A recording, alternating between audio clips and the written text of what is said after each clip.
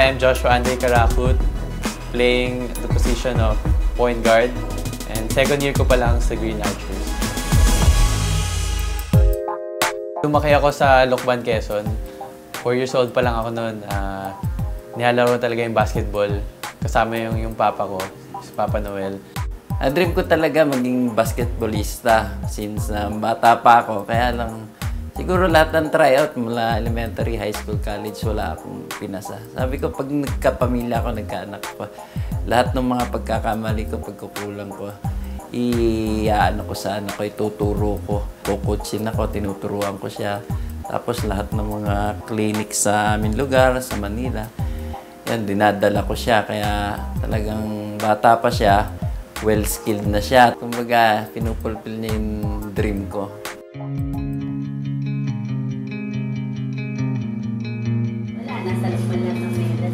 Parents ko talaga yung suporta nila talaga all out talaga 100%. So, ang sakripisyo talaga kasi 13 years old data ako nung humiwalay sa kanila. And yun, naging independent ako pero yung tiwala nila sa akin nandun.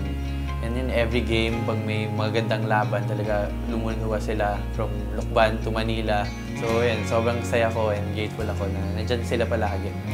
Isa sila sa mga inspirasyon ko talaga.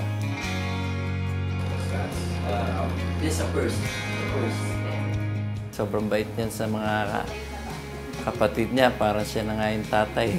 Very supportive siya sa mga kapatid niya. Sa amin, ano siya, masunurin talaga.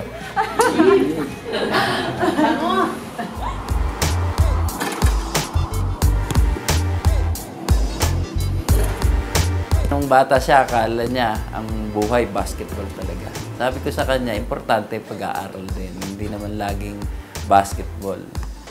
Meron pa rin ano? I'm taking up interdisciplinary business studies.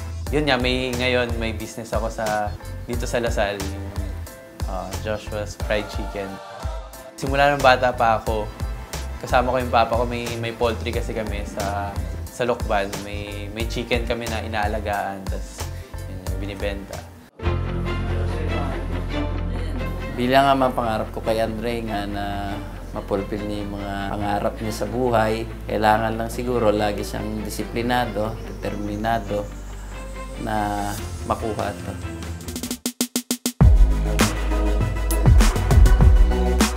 Dream ko for this season 79, yung siyempre sino ba, manalo ng championship.